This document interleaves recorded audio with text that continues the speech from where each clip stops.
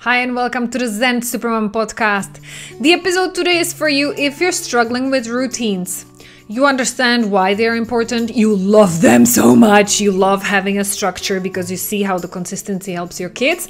But then how do you do it when you cannot stick with the routine? Your kids get sick, something gets out of schedule, something unplanned or holidays or anything good or bad situation happens. You cannot stick with your routine and the world goes crazy because you're so much trying to hold on to it that then it becomes all or nothing. And actually, instead of you being the calm, happy mom, which you're hoping to get out of the routine, it's doing the exact opposite, and you turn into a monster, and your frustration and lack of control actually make everything worse. If that's you, let me send you a big hug. This episode is for you. Let's go unpack it. Hi, I'm Elena and I'm a mommy tantrum specialist because I used to be specialist at yelling at my daughter daily. Now, 6 years fast forward, me and my team help busy, loving moms stop yelling, start setting healthy boundaries with natural consequences while staying calm so that the kids listen more. And one day when you look back at their childhood pictures, you will be able to feel at peace and happy with what a wonderful job you did. So that's what we do in this Zen Supermom podcast, helping you find out why none of these parenting techniques, not even anger therapy and counseling, is ever going to help you get there. You need to understand the root. Where is all of your uncontrollable anger coming from? That's what this podcast is about. So welcome to the Zen Supermom Podcast.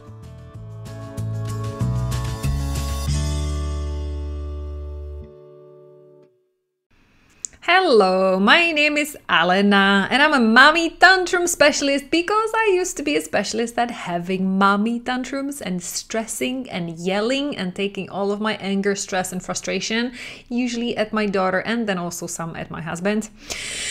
And one of the things that I used to struggle with the most was indeed keeping control over the schedule. Because I was such a hyperachiever, I wanted to get so many things done in as little time as possible. So I loved all routine hacks and how to be more efficient. And I also loved, it makes perfect sense, right? Logically, everybody explains to you, if you want any results in your fitness, the level of your health, of course, you need to be being consistent. You need to consistently keep taking some action.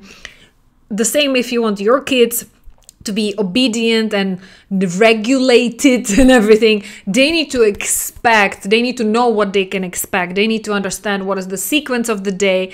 As many routines as they have, the younger they are, the better for them because they feel safe, they feel in control because they can predict. All of this makes perfect sense on paper. And I love it. And if you love routines, go for it. What I want to talk in this podcast episode is the situation when you can't. For whatever reason, you love your routine, you cannot continue with it. Maybe it's a 1 day exception, maybe it's a 1 week exception, maybe it's not ever, and you're freaking out because this is not fair. I'm doing my best. Now my world is upside down. Now it means I'm not going to be as effective as I could be. And now my kid is going to get screwed up because the safety and boundaries and predictability is gone. And poor me, and I'm out of control. And this is going to go down the heck. And I'm not getting enough time for myself because my routines are out and I don't get any even little space for me.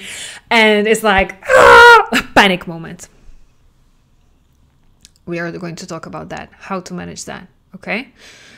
If it's just a temporary thing, the good news might be if you just look at the bigger picture, it's okay. Your kids are going to get healthy again next week. You will be healthy again next week. You can go back to your exercise routine. You can go back to work where you can mentally offload as a mom because somebody else will take care of your kids. If it's a short term, that's easier sometimes to work with, yes? To get that just scale up. Whenever you're stressed out because today is messed up, tomorrow is another day. Now, that might work for you if you are coming from a healthy, happy childhood.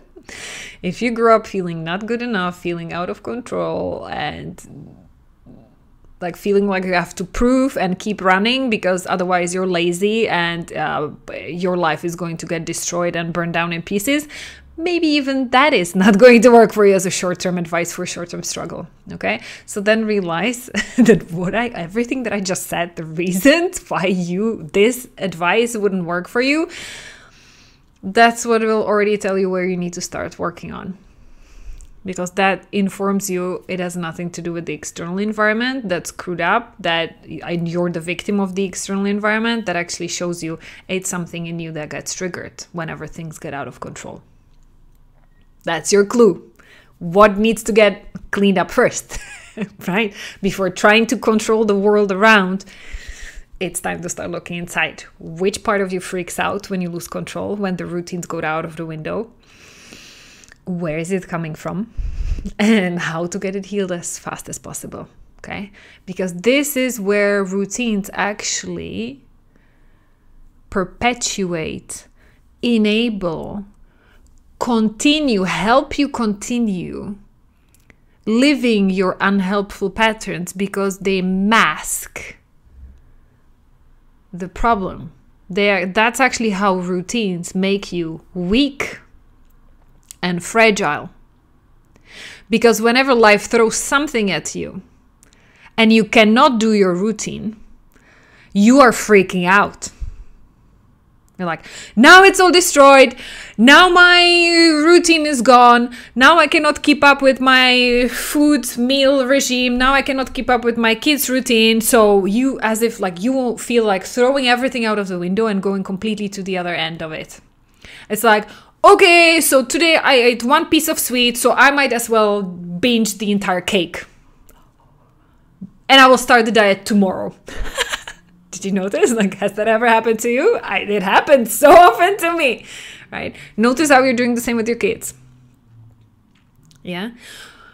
So this is the first thing we need to understand. Routines are useful. I'm not saying like start living your life totally unpredictably. Like your kids would freak out for sure, especially if they're younger. They need regime. But notice where your own stuff, and I'm going to call it what it is, unhealed childhood trauma, by the way. That's what this entire podcast is about. If that gets in the way, then you're going to want to take it too far. You will take the routine too far. You will take it as if your life depended on it. And that's the point that needs to get cleaned up. So that on a day when you can stick with your routine, you're okay. On a day when you can't because something happened, you will be okay too. Guess what? How can you make that happen? Well, by realizing what unmet needs are you satisfying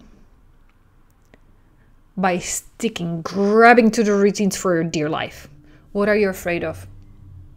What are you afraid is going to happen if there is no routine? If your habits, if your usual way of doing things is suddenly interrupted, why do you get so frustrated? What is your biggest fear that's going to happen? That's your clue. This is what you need to heal. This is what you need to start working on. Because unless you do, you'll be a victim that will be just like hyper-vigilantly waiting what life is going to throw at you and what is the next reason why you cannot stick with your routines and habits. And you'll be just like, I'm the victim. I'm out of control. Yes.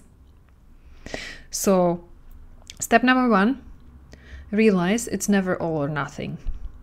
Whenever life presents you a situation that your brain evaluates as there are only 2 options, good or bad. Whenever that happens in your brain, notice it's a trauma reaction. This is your judge. And that's not true. Hardly ever in your life, think about an example. Is it ever just good or just bad if you don't stick with something? Is it ever, and yeah, I keep coming up because this is what it was the most for me. It was with the food. It was with, okay, so today is not the best day to eat clean and healthy. So there is one piece of sweet or one hamburger or whatever as an exception. What it doesn't actually help me to label it as a bad day, because that's what would make me want to go and binge everything. Like, okay, today is a bad day anyway, so I also give myself permission to just make it even worse. No, that's like as if, and I shared this explanation or this metaphor with my clients and they loved it. It's like as if your phone dropped on the floor and got a little scratch, and what you did was just like jumped on it to finish it off because it's already scratched anyway, so I can just as well like destroy it totally. That's what you're doing when you get your tantrum, that your routine or your plan is ruined. Okay, so realize that in that moment you turn into a little child. All or nothing. That's the childhood mentality. That's the children's mentality. That the world is black or white, good or bad. I can either do it today or I just give up and I spend the day lying in bed and yelling at my kids because nothing is going to work anyways. Yes? That's the first point. Realize it's a red flag. Whenever you hear your brain going into good or bad and nothing in between, that's a trauma response. You need to unpack it why that's not true. And become the adult again. Don't let the child in you get a tantrum, how frustrated you are that things are not going your way, but instead realize what's happening, realize it's okay, I'm going to be okay, and become the adult again. Nothing is black or white. Even if there's something black today, it doesn't mean that I cannot be all the other colors. It's okay to feel all the emotions, and let's get back on track as soon as we can without holding on to dear life for the routines and exactly the way how I love it. Because if I don't do it exactly the way how I love it, how it's supposed to be, it's wrong and the world will burn down in flames. Okay, catching it. The good news is the sooner or the more often you start catching it, the sooner you will start anticipating, because you will see the red flags. You will understand, you will start observing the patterns, and you will be getting ahead of it before it escalates. So with my daughter, this is like classic scenario, right?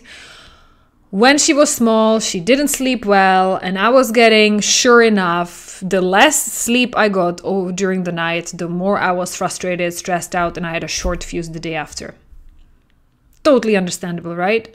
So then if I try to stick to my routines and do at least like a little bit of the exercise in the morning and then go out and do something for her, it would blow up in my face sooner or later. Because if I try to force it, I would be like, I'm doing the exercise no matter what. And and I'm laughing just to like, not to make it too intense. But that was like the forceful, pushy, sheer willpower. Like, I'm going to do it no matter what. If that's the energy with which I came across my daughter, you can imagine. Was she more cooperative and a happy kid? Or was she like having more tantrums that day, more than usual? Absolutely, you got it, right? Kids feel the energy of mom and they are so frustrated and they're actually scared my daughter at least was scared when she saw me in this kind of energy, right? Then it was usually even more difficult for me to get anything done with her. Okay, so on the nights I realized then that was really the pattern. The less I slept because she was sick or I was sick, there were nightmares for whatever reason I didn't know, the less sleep I got, naturally the less patience I had the next day. So then when I realized this was a pattern, what I did was do the exact opposite. So rather than trying to stick to my routines, I went on a survival plan. So literally, what are the basics that need to get done today so that we survive? Like eat, sleep. I don't even care about clean clothes or brushing my teeth. Like when it was so bad when she was a little baby, I was like, I could not care less. What are the basics that we need to survive today so that tomorrow hopefully will be a better day? Who do I need to ask for help? Yeah. Then it really goes the more intense, the more your life gives out of control, the more you need to go back to basics. Because I realized the more I try to hold on and grab on to the usual routines, and the more I catastrophized it. Like, oh my goodness, and today I cannot do my fitness routine and I cannot eat healthy because I don't have the time to prepare my food. And I started blowing it out of proportion. It was like, it felt as if I will become fat in one day because I cannot exercise and I cannot eat right. So the whole world was like collapsing. I've been so good with my routine and today I cannot do it. So it means everything is lost, right? Notice that is happening to you. Yes. Notice that it's actually your own need for control that's doing this. You're not a victim of your life. You're not a victim of your child. You're not a victim of the world outside. You have the power once you realize what's going on. So this is my invitation for you to, yes, keep using routines, but also start evaluating the situations in which routines do not make sense. You can no longer stick to them because if you would, it's going to actually hurt you and the goal that you have for you and your family. And start experimenting, observing with alternatives. Maybe how can you meet the same goal in a different way? So for example, when I couldn't get my morning yoga done because I was too tired, and then my daughter understood, so she was even more like clingy. She wouldn't let me do anything because she wanted hugs all the time. Then at least how I got my exercise done. So we went out, and while she was playing there with some toys outside or doing like on her little not bike, but the little thing, then I was at least like, I don't care who's looking around. I started running around. I started doing squats. One, I did even like a little yoga session there on the playground because I was like, there were some grandparents passing by. I was like, who cares what they think? I did my little exercise session right there. Most of the time I didn't, by the way. I just said like, okay, I'm at peace today. Lost. Tomorrow is another day. Okay. But if you get into the mindset, okay, I cannot do it my way today, my preferred way. What are some other ways how I could still get the same objective met? Maybe not as perfectly as I prefer, but maybe at least a little bit, so that at least I get some satisfaction and I feel I'm not the victim, but I can still do something for myself. What would become possible once you stop being the controller and the victim of your life? Yeah, this is my invitation for you. So I'm going to keep this episode short today for you because more than talking and blah, blah, I want to go out and start trying. And you can let me know. You can send me a message or email anywhere. Let me know what is the situation with which you're struggling, that you feel like your routines and your all or nothing approach is killing you. And if you cannot figure out a way how to find an alternative, let's work on it together. Yeah. The key is really in understanding, catching it, what's going on. It is your perception. It does not matter. And I could tell you here stories of so many moms in so many like really, really horrible situations. Like life was really testing them. They had all the right to be feeling like a victim, and it was not fair. There were bad things happening to them. Once they realized they have the power to adapt, to adjust, rather than trying to control it and feel like the victim, that they had actually the chance to see what are the alternatives, what is my ultimate goal that I'm trying to reach. If it's being fit, then okay, well, how do I want to feel in my body? And then how are other ways how I could do it? If it is about being, let me find another example for you. It's really, for some reason, like the fitness routine comes up because it's not only me, but I had another mom who was just talking about it the other day. But there are so many other examples. There are moms who are doing this with their kids' food, that they are really extremely particular about what their kids need to be doing. There are moms who are very attached to their kids' sleeping routine, but then for the sake of putting kids to bed on time so that they get enough sleep and wake up refreshed, they are yelling at them to go to sleep, which is like, how is that helping the quality of their recovery? Like if they fall asleep crying, traumatized by their mom yelling at them, right? So what is the ultimate objective? What is the ultimate goal that you have? Why you're doing this routine in the first place? And then if your usual way is not possible, what are the alternatives that you can reach the same goal? Yeah. I hope this helps. I'm sending you big hugs. I know it's not easy. But this is exactly what we signed up for as moms. And especially if you're in this podcast, I appreciate you. I appreciate you for keeping your mind and spirit open to consider there are always alternatives. And you're doing a great work, actually. Give yourself, celebrate, give yourself the pat on the back.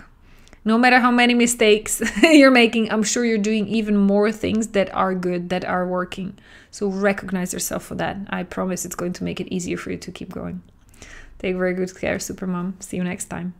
Why can't you stop yelling at your kids? And no, it's not the stress, lack of sleep, kids not listening, fighting, hitting, no support, time pressure, ADHD, hormones. No, moms around the world are doing it regardless. How? Join us for the upcoming Mommy Tantrum training and find out too.